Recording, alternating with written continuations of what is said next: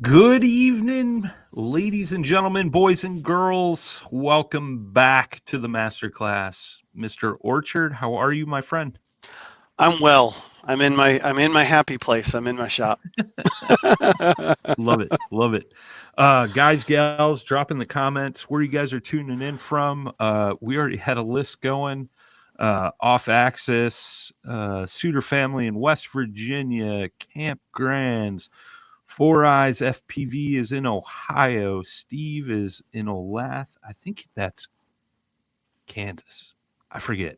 I know he's always in the chat.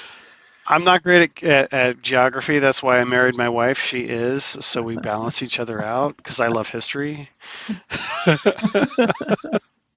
Peter's tuning in from PA. We got Texas in the house, Missouri, PA, California, Sioux Falls, South Dakota, Florida, New York, West Virginia, Union City, Ohio. RC Barn says, thanks, Dubro, for the 15% off this weekend. Actually, guys, since he mentioned it, that sale ends at midnight tonight. So if you guys need anything from Dubro and you don't have a hobby shop local to you, jump on the website. You could use promo code SPRING, all caps.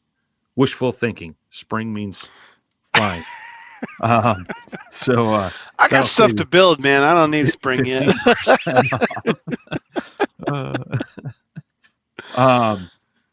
Well, we're all systems go, according to you.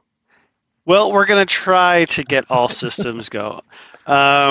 We technically are. So the objective tonight is to go over everything that you do last checks before taking a model out, and there are a couple of things that I thought that I would share in terms of tips and tricks. How I set up my models, because I feel like sometimes, well, there's differences of opinion. You know, everybody's got one, but I actually give reasons, like legitimate reasons for why I do things a certain way. So I mean, it's as cool as it is that the airplane is complete. I actually finished this project on time. I was cutting it real close with the minuets. I'm not gonna lie.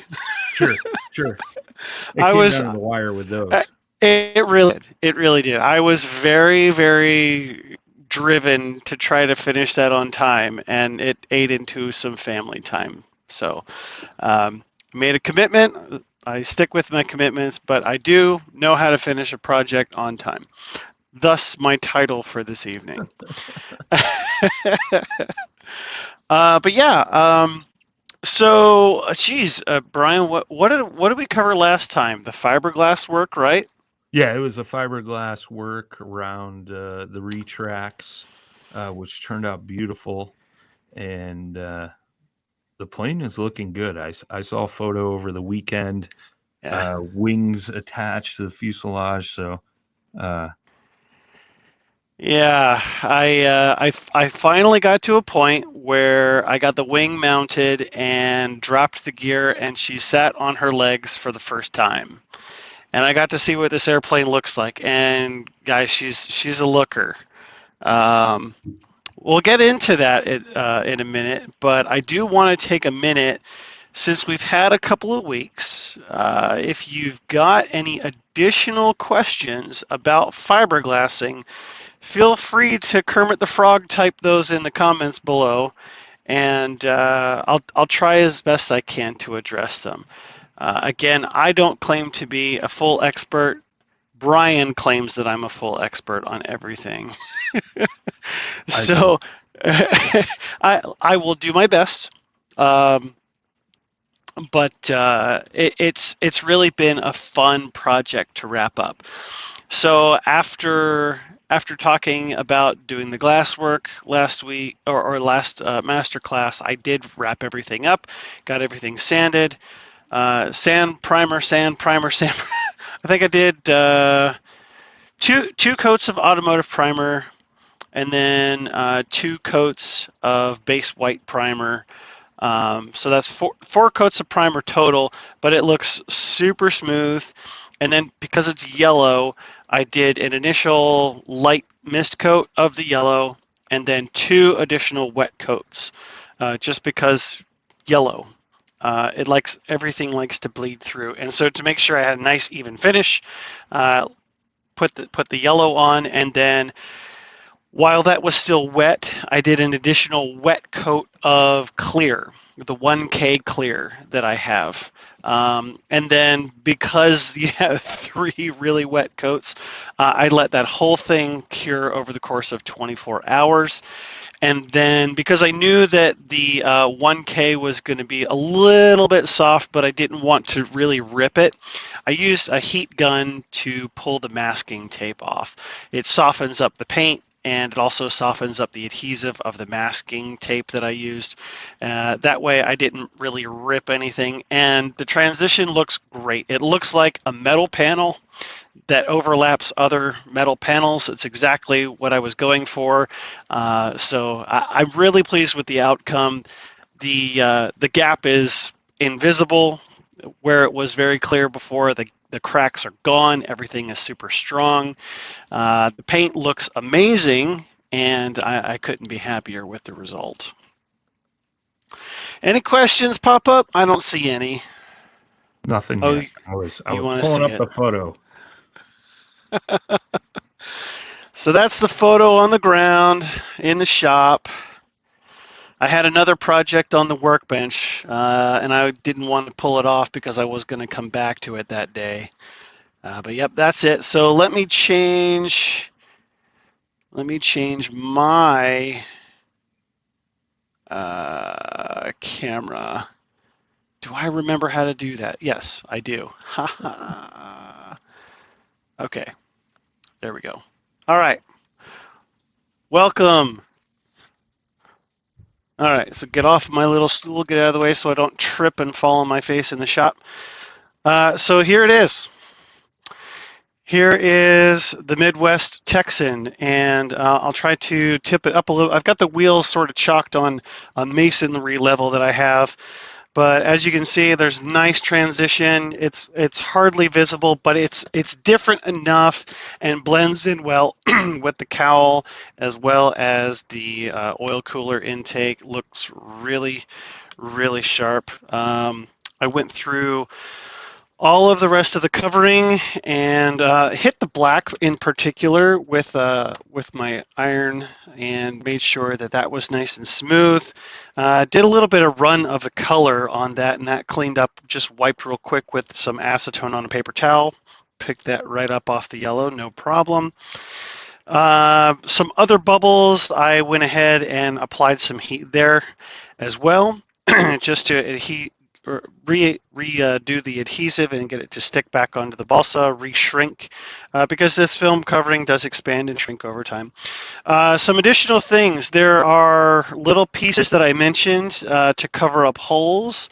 You can see one of those here, maybe. It's just a slightly different yellow because I don't have 30, 40-year-old film covering just laying around. I don't even know what exactly brand of covering this is. So these little patch jobs on trainers were typical. So I cut out patch jobs that were roughly the same size and covered up all of the little imperfections that would otherwise expose the wood underneath. And the reason we want to do that is because we're flying a glow airplane and that stuff gets everywhere. So fix that up. Got the piece on the bottom side of the wing done as well as some other things on the bottom side of the fuselage. Hit some other spots with heat gun to smooth them out, let it all stretch out. Gave everything another cleaning, wipe everything down with Windex, and then it was on to programming. Yeah. So before you move on to that, Joshua, so yeah. When you're applying the heat or re-ironing that stuff, is there things you should watch out for? Yeah. So you don't overdo it or ruin a section and then you're having to go back and patch it or anything like that? Any tips, tricks, things to watch out for on that? So like glue, you want to do test patches. do test patches and sort of learn your techniques. So when I'm using the heat gun, I'm not just, putting the heat directly on the one spot that I need to shrink up. I'm heating the whole area. I'm keeping the heat moving so that I don't burn that area. Gradually heat it over time. I'm playing with the distance. So I'm coming in far, and if it's not heating up the way I want, I bring it a little bit closer and heat it up. And so that way, when you get past that test spot, you're like, okay, I know how to work with this material the way I want, and I don't go in too heavy-handed. So that's the heat gun. Same similar approach with the covering iron. Start with somewhere around 250 degrees. 250 degrees gets things warm, starts shrinking. There are some low temp coverings that favor that temperature. I figured since this was older covering, it was probably a high temp covering, which it is. This stuff really starts to shrink somewhere around 325 degrees. But at the same time, because it's old, when it gets hot, it turns a different color as well. So that was a key indicator for me. I can't go too heavy-handed, otherwise it will permanently discolor. And then that'll look absolutely awful. So that, like I said, you go gradually, and that way you learn the lesson and you don't just like burn a hole in something. Sure. Or melt a hole in something. With stickers, all the stickers, I didn't take any of these ones off. I mentioned the ones previously that I did take off for the tail, as well as the ailerons, but they just went back on with the same adhesive. You can use heat to help reactivate that adhesive, but sometimes you do have to redo that adhesive, and I generally recommend like 3M Super 77. I don't recommend 90. 90, it can be a little chemically aggressive. It can mess with paints. It can mess with clear coats. I've seen that. It probably not so much if you let it, like a lot of the volatiles from the propellant, sort of evaporate off. But then it gets really, really sticky and it gets all over your fingers and it's more difficult to apply. 77 gives me a good tack that I know is going to stay there for a good long time. And then obviously, as you maintain your airplane, you may have to reapply over the years. Stickers, original stickers, I generally apply them wet, meaning that I spray Windex on the plastic surface first, or painted surface for that matter, apply them wet, and then put them into position and then squeegee out using a paper towel. And then I just let it sit for a week, and any residual Windex that's underneath of that decal will eventually evaporate. And it sort of looks milky at first, but that's just the moisture that's under the decal. But eventually it does evaporate out. Give it at least a couple of days, okay? A couple of days to a week, and it'll be fine. Any other questions pop up, or one that you think of, Brian? Nothing yet. Nothing yet. Okay. All right. So for the ease of programming, I usually start with the fuselage, mostly because the vast majority of any adjustments is going to require that the wing be off. You generally want to have access to both ends of your control rods, whether it's a control rod or if you're using pull lines. You want to have access to the control surface end as well as the servo end. And what do I mean by that? Well, I came prepared. I did arts and crafts today, and so I did a little mock-up of a servo. So I'm actually going to come a little closer to the camera for this to illustrate my points here. So imagine your servo here, and it doesn't really matter which orientation we're talking about here. This is more or less just for an idea of visualization, right? When you have a servo, you have a fixed amount of throw in the servo at maximum, right?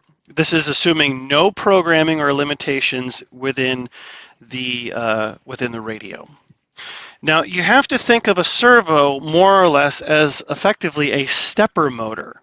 Within a servo, you have a few steps as you go throughout the range. And some servos have few steps, and the really expensive ones have a whole lot of steps, all right? So the reason that you want to consider this is because if you have a very small amount of movement in the control horn, you want to leverage the amount of resolution of movement from your servo. Otherwise, what did you pay all that money for? You lose that feature. The trade-off is that sometimes you can lose torque, right?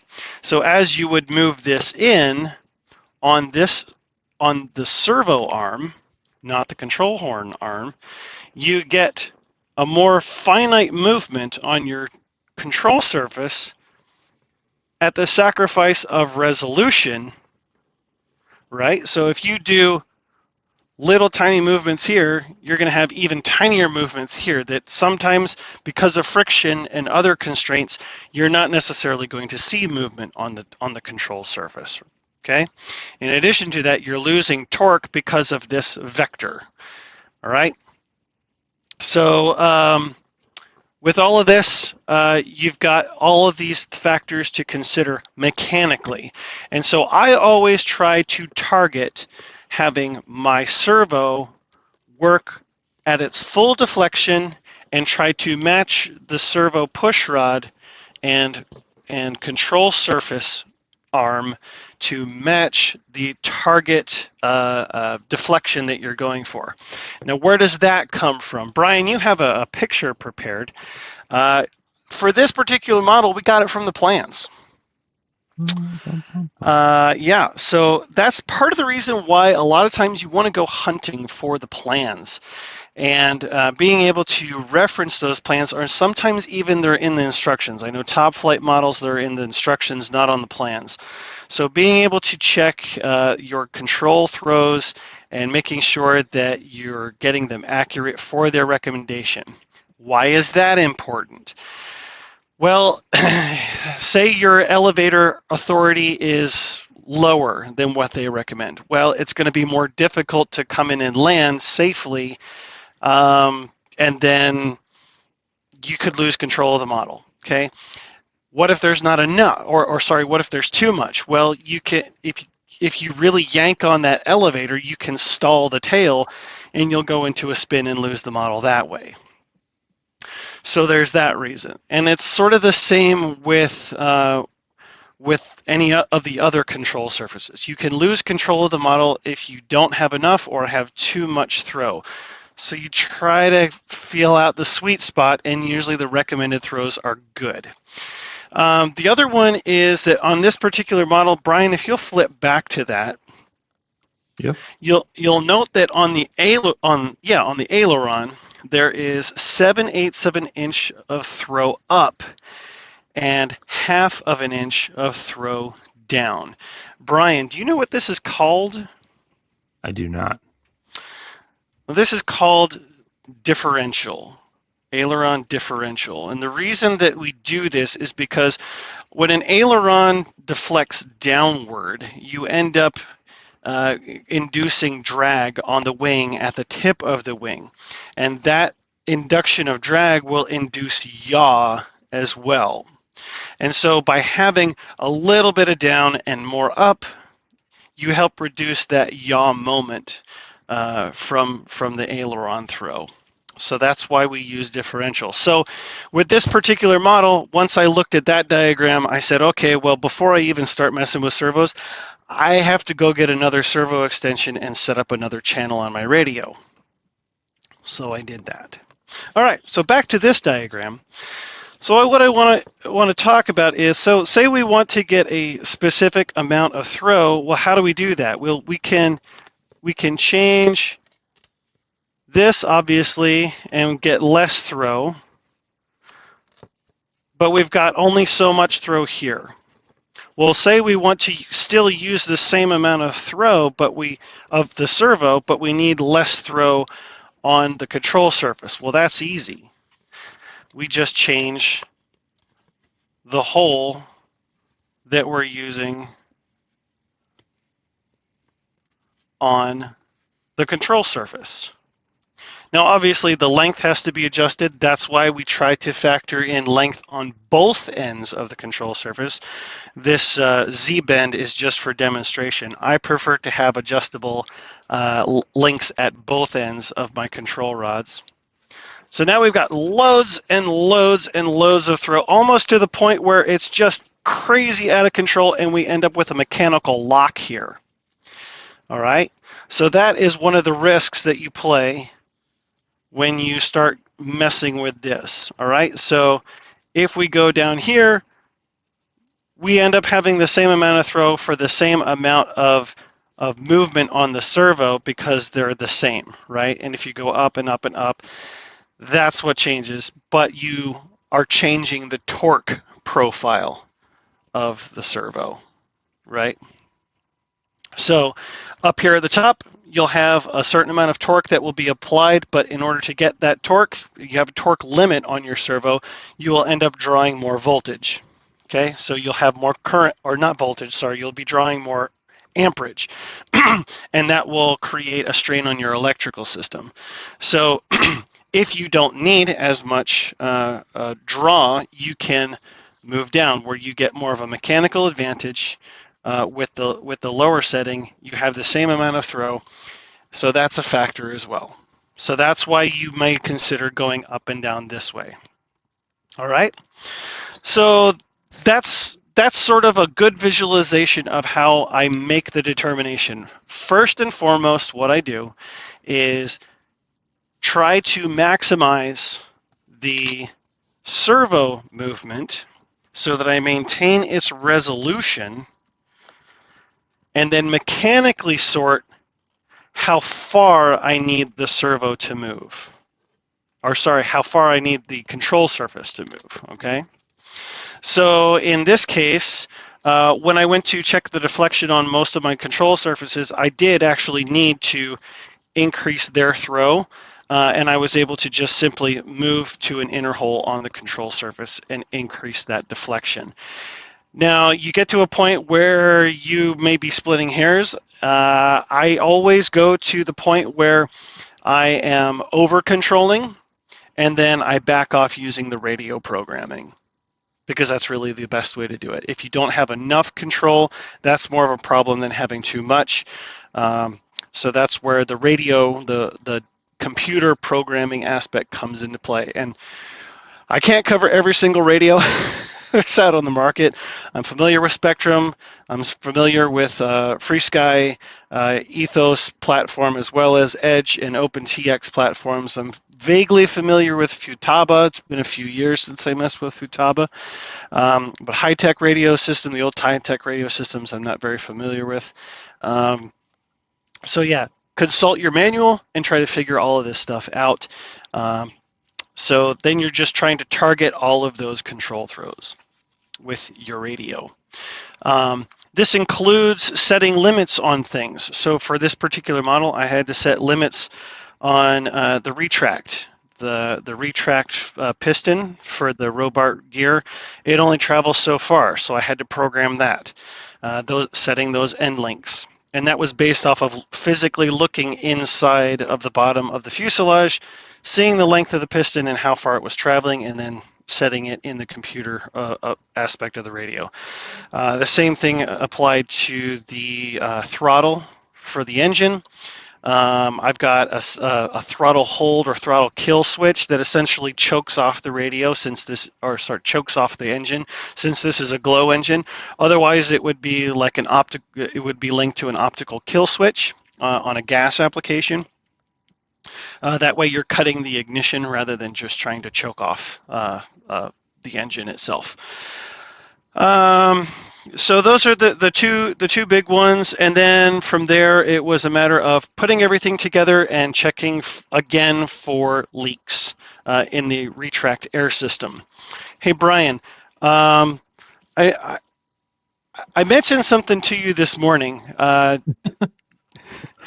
Do you want to share with everybody what I shared with you this morning?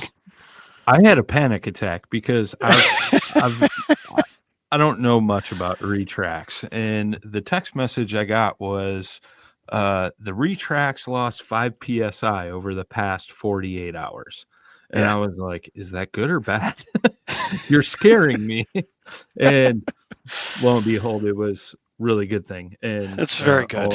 all the seals are holding up and things like that.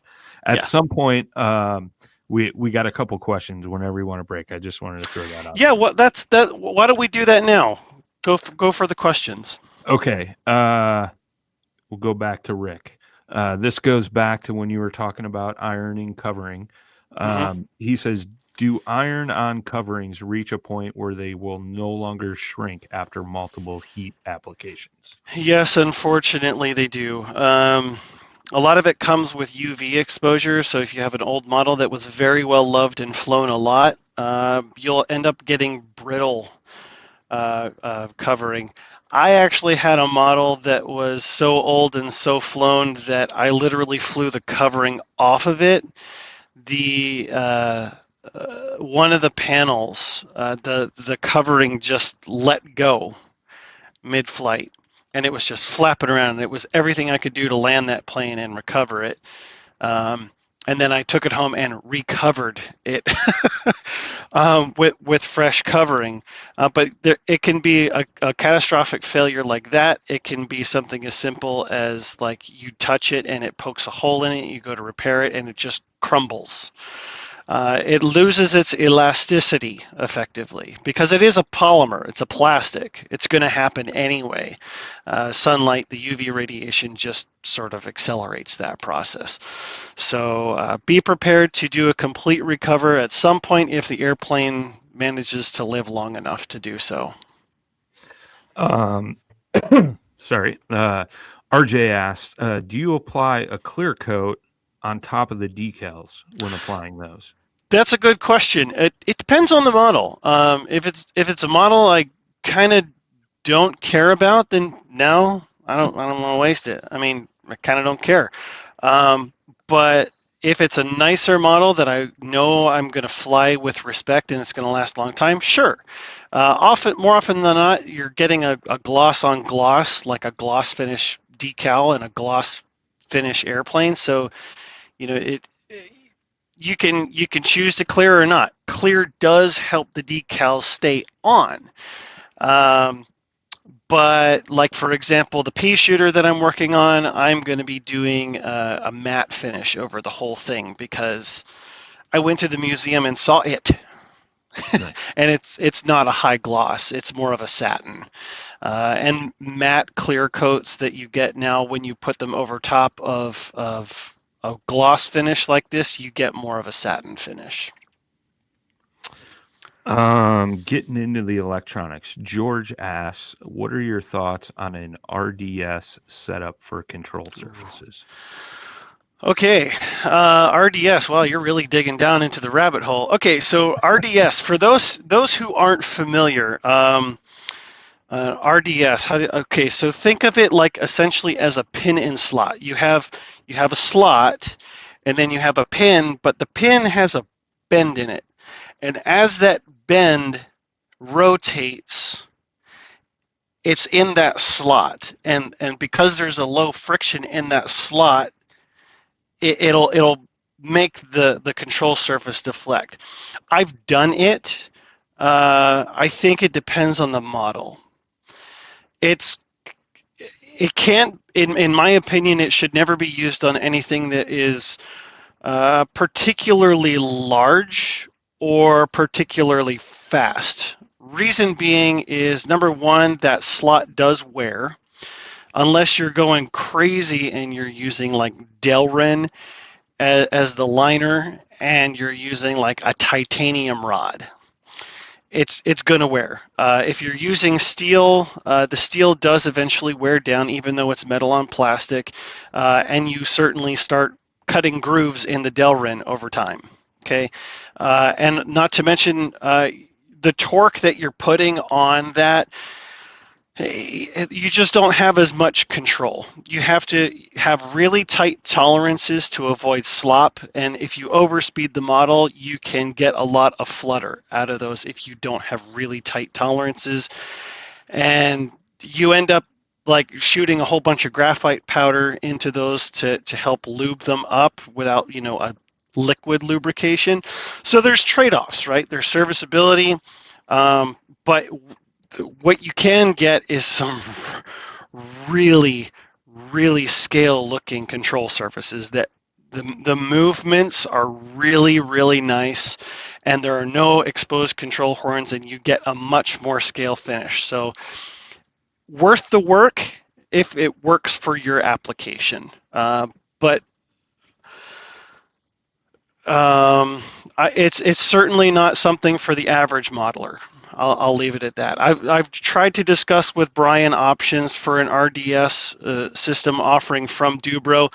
Difficulty is that precision as well as copyright. It is copyrighted. Yeah. We'll figure something out. That's what we do. Question from Rick. Do you set Aileron differential in your radio, or can you do it mechanically? That's a good question. You can do it mechanically. I knew that question was going to come up tonight. You can do it mechanically.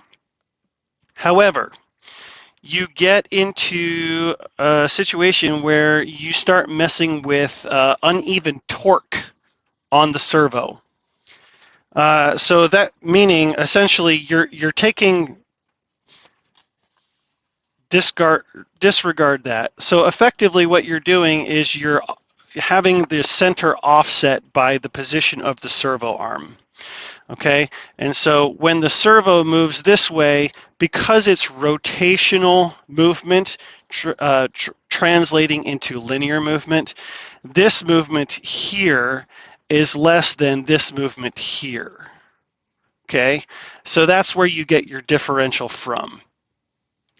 And the reality is that you end like in this position, you're getting torque on this that it lends itself that you could overextend this servo and it give, right? And then you're breaking things because of the torque involved. And then in this direction, you have plenty of give and torque and strength, etc. So it lends itself to uneven wear. And so that's the argument. I can see it on really extreme cases. But I think like if you wanted to set this up on, for example, a trainer just to learn how to mechanically do it, I think a trainer would be a very suitable place to explore how to set up mechanical differential.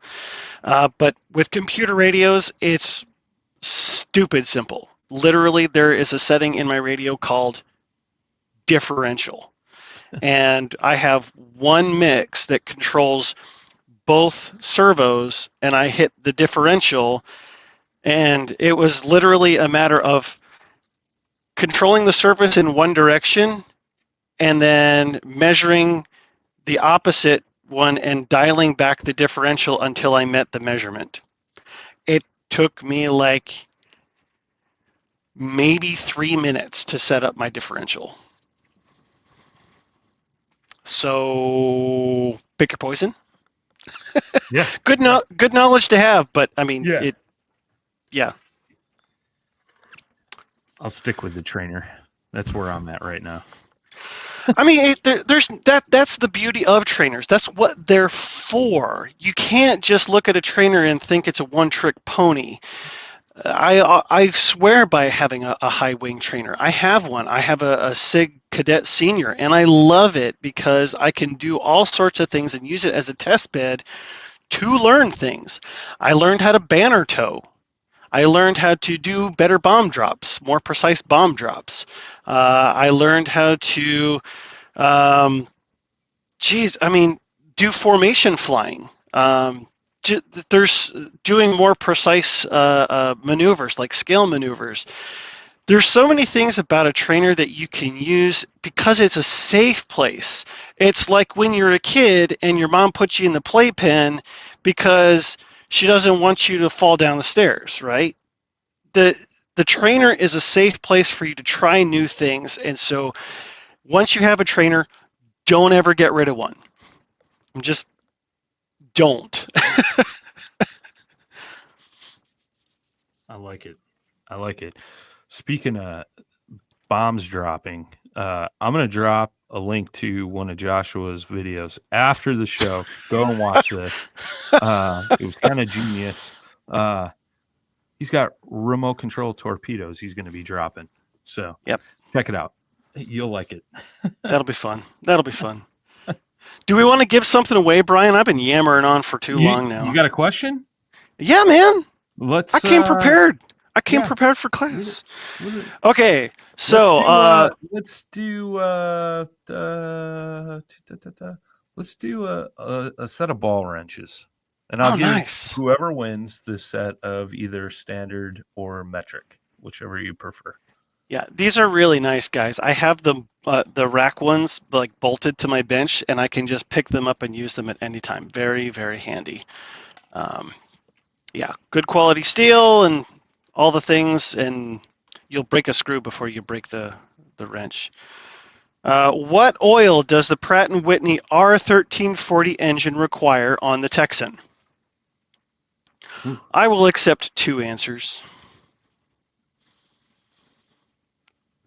All right. This is a full-scale question. One more time. What oil does the Pratt & Whitney R1340 engine require on the Texan? So we talk about, what weight oil or whatever oil go in cars, and cars these days use all sorts of weird weights, including 0 weight, and it's funky stuff. Well, little aviation, full-scale aviation trivia. These engines use some... Everybody's doing this right now. I know, a lot. Absolutely. Now, that's the fun thing about it, too. I had to dig a little bit in my Google searching to find this. Okay. It's not as straightforward. Pratt & Whitney is no longer a thing. 4000. No, I'm sorry. That is not the answer that Pratt & Whitney has given.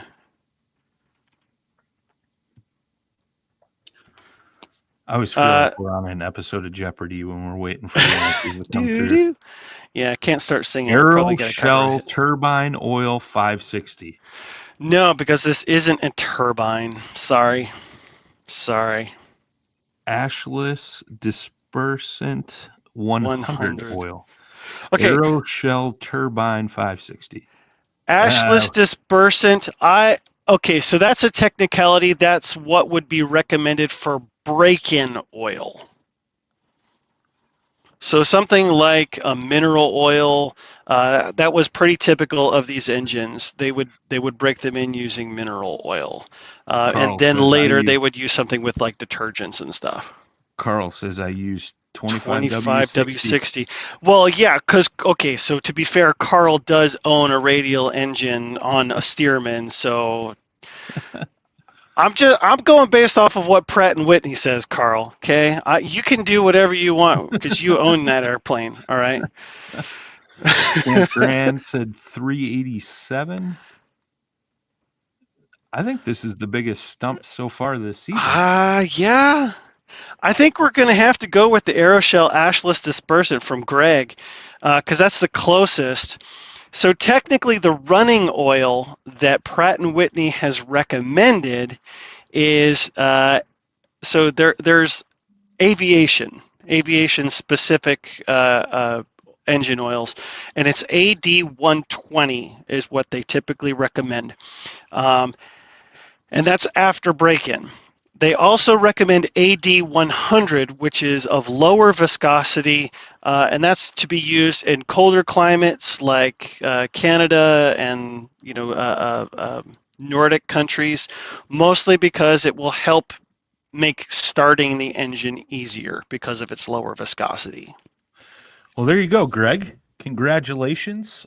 Shoot us an email, orders@dubro.com, and send me your address, and if you prefer metric or standard, and we'll get those in the mail for you tomorrow, my friend. Congrats. Awesome.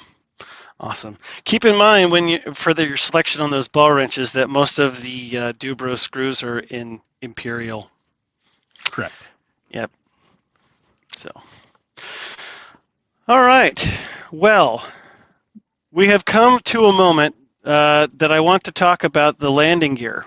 So, loss of 5 psi over 48 hours. So to be fair, I started at 40 psi because I started at 60 and did a couple of cycles and then just left it there because I had to go do other stuff. And I came back and whatever, I just discovered, oh my gosh, there's still air 2 days later. Bonkers. So what I'm going to do is I'm going to turn on my radio, and then I'm going to turn on the plane, and I'm going to cycle the gear for you guys so you can see it work. Nice.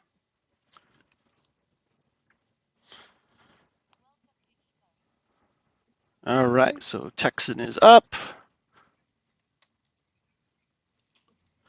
Okay, we're on. I'm reading telemetry. We've got everything. All right, so I'm going to lift the nose here. This. Come on. Come on. Not enough. Not enough. I should have pumped it up more. I've only got 20 psi now. That's okay. That's all right. Still, I'm really pleased that there are like no leaks in this system. In fact, now I actually have to pump it up in order to get the gear back down. So, good thing I've got my pump right here. Has anybody ever seen one of these before? These Robart pumps? I've got 3 of them.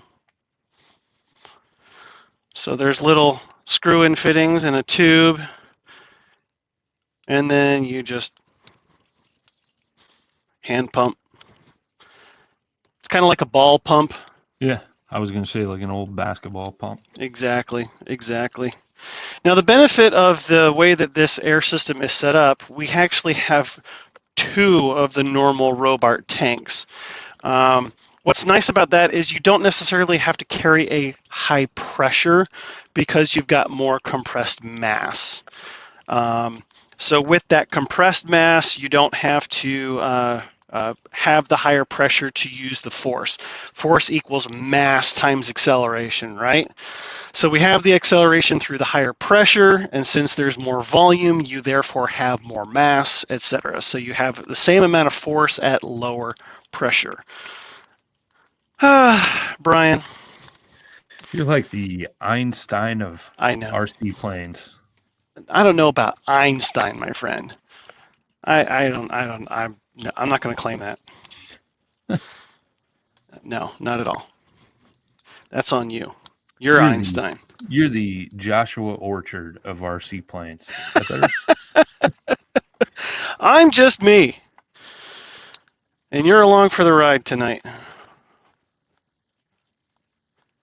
Unfortunately, it does take quite a bit of effort to build up the pressure. So what is the ideal pressure you would want in a system like that? Okay. That never used retracts or maybe just got their first set. So the answer to that is all of it. Okay. Mostly from a safety perspective, right? I think I have a leak somewhere in my connection here because it's not pumping up. And I can't hear because I have the headphones on. So I'm going to mess with that later. Can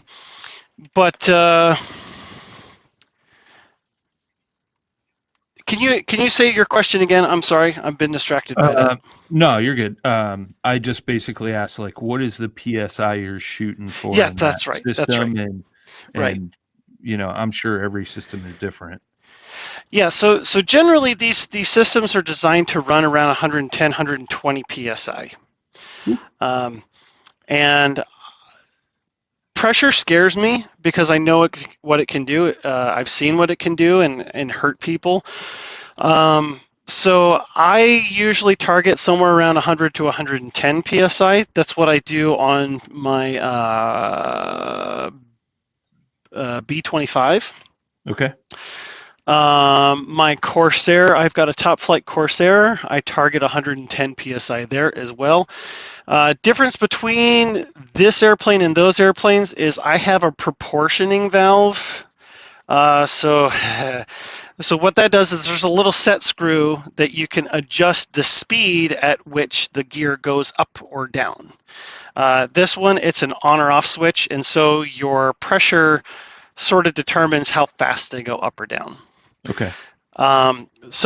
Additionally, these are not spring air retracts, okay, meaning that you have to have air for the gear to go down, and you have to have pressure for the gear to go up. So if you lose pressure in flight, you can't get the gear down. Whereas spring air retracts, they have a spring that automatically sets them down. Generally, though, you want to have really fast ones because it helps get the gear up and locked. Sometimes if you have gear retract too slowly, you run the risk of the gear not locking all the way. Seen that happen too. So there's all sorts of trade-offs, right? And you sort of learn these lessons as you play around with pneumatic retracts. Part of the reason why a lot of people have gone to electric retracts, which rear their ugly head as well. They have their own problems, which I've learned over the years of watching electric retracts evolve. They have issues. These have issues. It's sort of which issues do you want to deal with on your plane? Sure. Yeah. Camp Grand said this would be a good example of why you do your checks before you go to the field. Exactly. exactly. No doubt. There's just so much that you have to take into consideration. Like you go to the field and like I haven't done any of my throttle curve setup yet. And that's important to go over too, because again, you're dealing with that rotational movement translating to linear movement. And so you'll get to points in a throttle curve where you'll just move the stick a little bit. And because of that rotational translation, you end up getting a dramatic change in your throttle position. Or conversely, the same. The opposite. You'll have a whole lot of movement and nothing will happen. It really depends on how you've mechanically got it set up. So establishing a throttle curve for your glow or a liquid fuel engine is part of the game. You got to go out, you got to put it on a run-up stand and play with the curve, make a whole bunch of noise and make a whole bunch of mess, burn fuel, and get your throttle curve right. Because you run the risk of like not having it properly tuned as well. I've got to make sure that I've got the needle set right. There's a whole bunch of things that I've got to go over. And that's even before you start doing taxi testing. Got to do range checks as well. And that leads me to the last thing that I did on this model, which is center of gravity. You want to pull up that other picture? All right, you had it ready. You had it. Look at you, Brian. I knew it was coming. All right, so the center of gravity on this model, let's do the math, okay? The forward part of the center of balance range is at 27%. This is taken directly off the plans. I measured using millimeters because I'm me and I prefer the precision of metric. But when you're talking about percentages, it's irrelevant. So 27% of the wing chord at the thickest point, all right? And that does not take into account this bubble in the front for the landing gear. That does not matter. And we're at 27%. That's really far forward.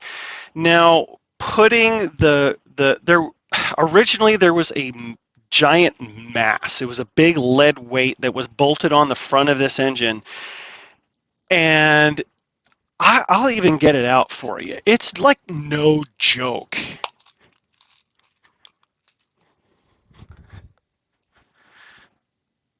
Yeah. Okay, so you've got this steel plate here that bolted onto the mounts, and then there's this giant hunk of lead that's bolted to the steel plate.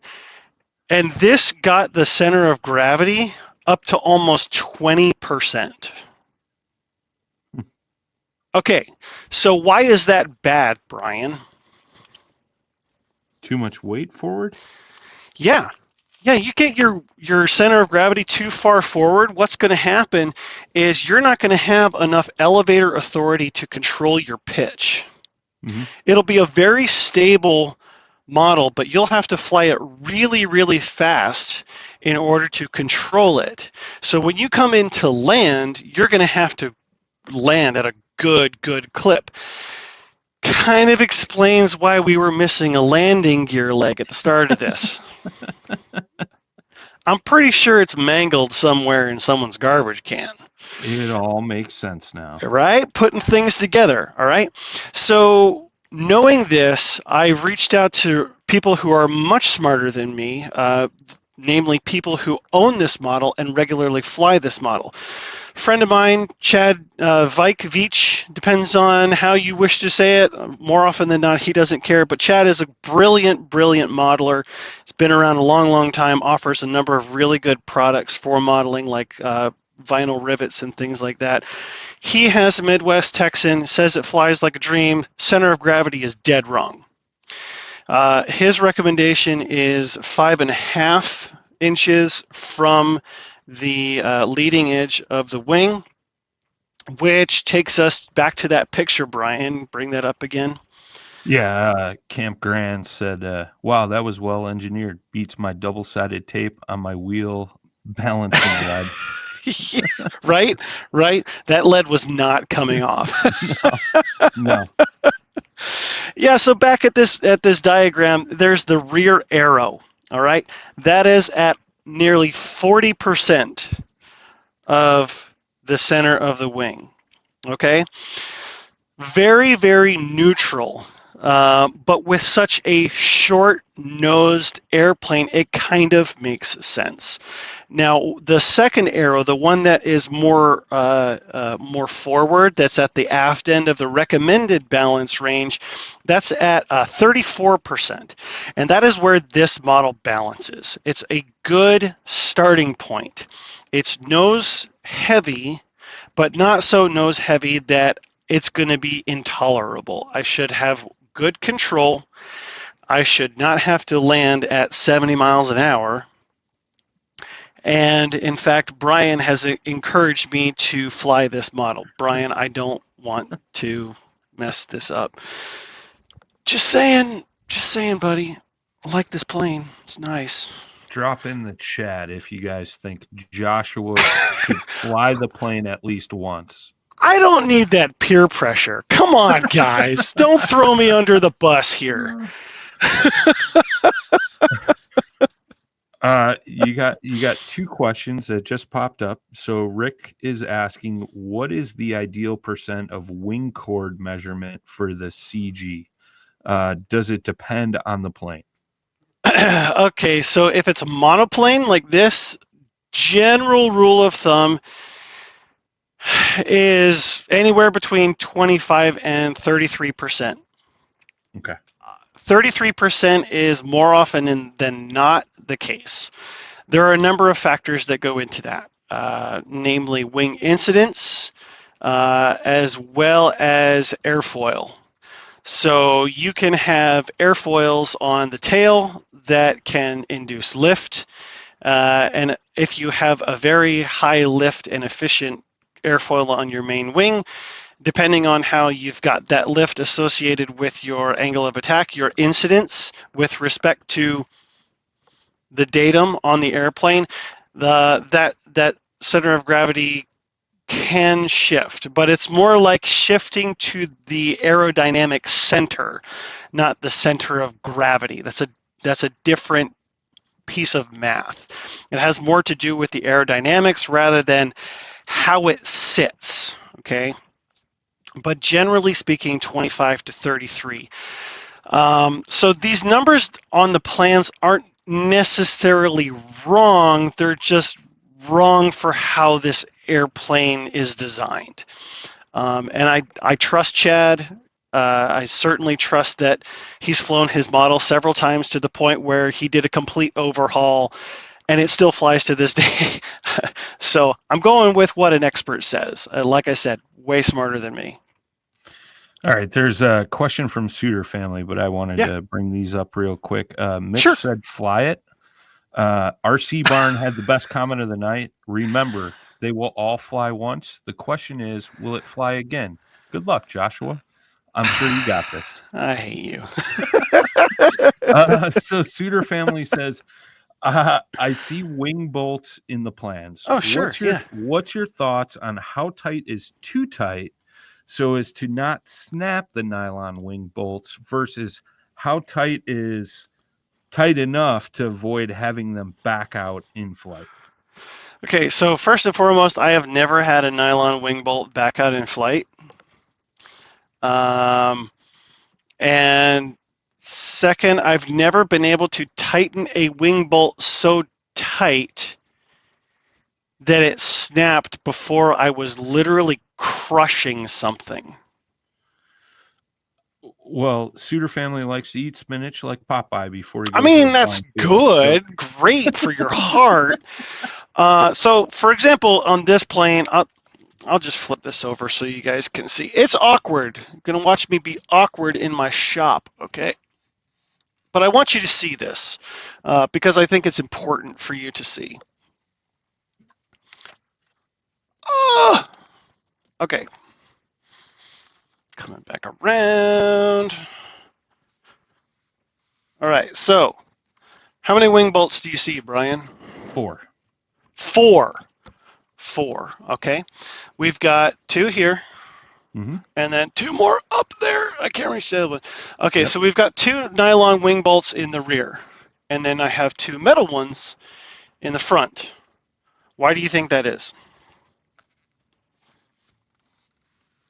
Why do you do this to me?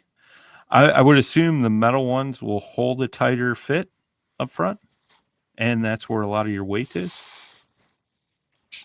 Sure, we'll say you're right. No, honestly, there's only one reason, and the only reason is because they don't make nylon bolts long enough for these holes. So I needed 3-inch long bolts to get through this wing. Okay. It's a really thick cord. And the 2-inch bolts that Dubro offers were not long enough. Okay. And that's really the only reason. I have not been able to come across nylon bolts that are longer than 2 inches. So I literally went to the Home Depot and bought 2 bolts for like $1. Yeah. Yeah, like nothing. Now, what I did do, originally there are these ply washers right here, okay? And so rather than use like an additional washer to help spread the load, I'm using those ply washers to distribute the load of these bolts, okay? I'm not tightening them to the point where they're pulling through, but I am tightening them to the point where they just barely deform the wood. All right, so Joshua, we got to talk. What? Dubro part 993 is 1/4 by 3 inches. What? I started to question you. I never questioned you. This is a problem. Thank you, RC Barn. See, this is why you guys keep me humble. I learned something new today. Brian, will you please send me a couple of those bolts? I genuinely didn't know that they existed. Because I looked for 3-inch wing bolt. That was my search term. When you said that, I started to question it, and I was like, yeah, I'll look that up later. And then RC Barn found it for me. So thank you, sir. Thank you. Cool.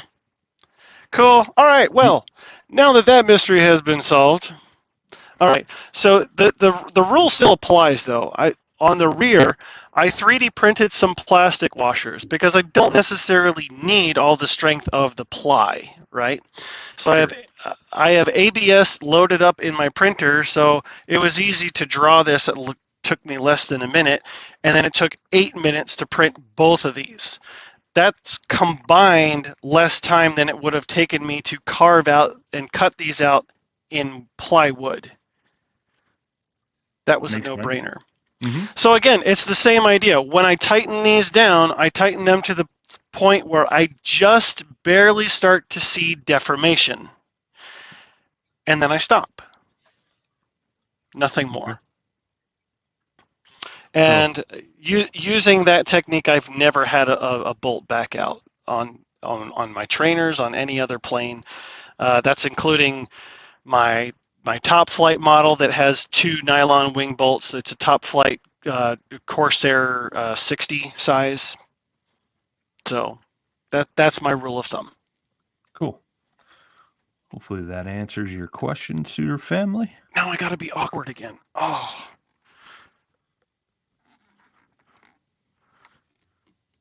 Any other questions? Suitor family said, I broke one once in my youthful exuberance. Man, that's some youth you had. Wow. Rob C said, Josh used the metal bolts to get the CG right. I mean, you can go with that. I mean, where the CG is, I'm fine if it moves aft. I mean, honestly, it is technically forward to the CG, but with that little bit of weight, it's not going to shift much. It's all right. Sure. No. All right. I don't see anything. Any other questions? Nothing yet, my man. All right.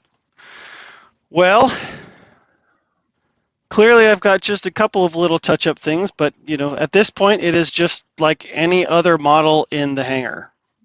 It's just little finicky things. I need to learn its personality, what it likes, what it doesn't like, and how it behaves. I need to learn how it taxis, make sure that it tracks true. And you can make adjustments on the mains for that. Sometimes they'll crab. Sometimes they'll just kind of swerve all around. See what the turning radius looks like. I did use a little bit more rudder per Chad's recommendation than what is recommended on the plans, but I am being cautious about that. So I added 40% expo on the rudder so that I don't try to oversteer the airplane on the ground. Okay. Expo is where you essentially numb out the middle of the stick.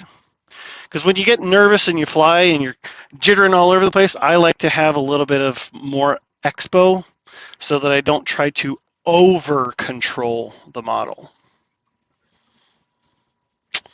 Nice. What else? Anything else? No questions in the chat currently. You know everything I know. I know that the next MasterClass will be February 24th. Indeed it will. That is 2 weeks from today at 7 Central, 8 Eastern, 5 o'clock out on the West Coast. And yeah. We will, Dubro will be at the Toledo RC show, as well as Dayton Modelrama in April. Joshua will be at CEF, and it got announced over the weekend that we're helping sponsor that event as well. So mark your calendars for that. Joshua, what's the dates on CEF? Do you know off the top of your head? Last week in April into May, because my birthday is going to be while I'm there. Yay! Nice. Yeah, the week of the 28th. So I think official days of CEF are the 30th, 1st, and 2nd. Maybe the 29th too. But yeah, it's always a good time. I love that show. It's my favorite show. It's all electric, Southeast Electric Fun Fly or Flight Festival, whatever whatever flavor is your persuasion. It's a lot of fun, a lot of really great planes, a lot of really great pilots, great Southern hospitality. It's a beautiful flying facility on absolutely gorgeous Bermuda grass in Georgia. So come out, it'll be a good time. I will also be at the Lebanon RC Expo in March. I will have a table selling a few things, some things spectacular, some things not. I don't know. I'm still on the fence of the spectacular thing I'm considering selling, so we'll see. But yeah, that's what I've got coming up in my immediate future, as well as YouTube stuff. Let's end this with these two last questions. Okay. Rick Rader asked, does the plane have some down thrust and right thrust? Yes. Per the plans, it has 3 degrees down, 3 degrees right. Okay. If you want to throw that picture back up on the screen at some point, it's on there too. Was it? Yep. Down and right. Yep. Yeah, that's built into the firewall. Got it. And then Greg asked, should main wheels be towed in a little or perfectly straight? That's another great question. Up for debate. Some people actually believe that they might want to be a little towed out. I find that my World War II models, so heavy metal warbird style, tend to track better with just straight parallel wheels, but I do prefer a slight toe in on my World War I models. So my Fokker D8, my FVM Tumulisa, my 01 Tumulisa, as well as like Albatross.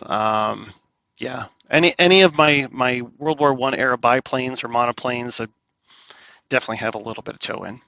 Nice. Patzer9834 said, see you in Lebanon. And Carl said, if the jug is on the block, I want it. Not a chance, Carl. She's mine. Not a chance. Kind of had a feeling that was the answer to that one. Yeah, she's my flying disc golf ball. She's not going anywhere except in the ground. Up is down, and down is expensive. Yeah, expensive and tragic. I know the jug will be lost at some point, but I don't think I will ever part with that plane. I love it. It flies really well. It's a very pretty plane. I spent a lot of work on it, so nice. Yeah. Awesome. Anything else you want to add before we close this up? Go check out my torpedo video. That's going to be fun at CEF. They have float flying lake at CEF, and I'm going to try playing around with a torpedo. Everything's been frozen here, so I haven't been able to play with it in a pond. But yeah, that's something that I plan on having a little bit of an adventure with. So I'll find a buddy, give them a separate radio, and we'll do some fun things together. I just dropped that link in the chat once again. Yeah, and I've been messing with a really pretty radial engine on my channel too. So if you want to hear some really wonderful noises, you can head on over there for that too. Dynamic RC said, polished planes sparkle nice after impact. True. Love it. Love it. Joshua, thank you. Thank you. Everyone, once again, 2 weeks from tonight, February 24th, same bat time, same bat channel. We'll see you at 7 p.m. Central, 8 Eastern, 5 o'clock out on the West Coast. And tag us in your finds at all the swap meets over the next couple of months. I know there's been a ton going on lately, but tag Dubro. We like sharing all your guys' builds and finds at the expos and stuff like that. And Joshua, you're the man. Thanks. We'll talk. No, you're the man. No, I'm the man that's going to send you some 3-inch nylon wing bolts. Yes, you are. Yes, you are. And I will eat my words. I will eat them all. Funny. All right, everybody. Thanks again for tuning in tonight.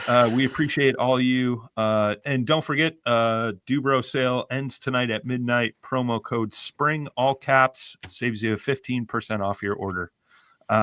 Thanks, everybody. We'll see you on the next one. Have a wonderful evening.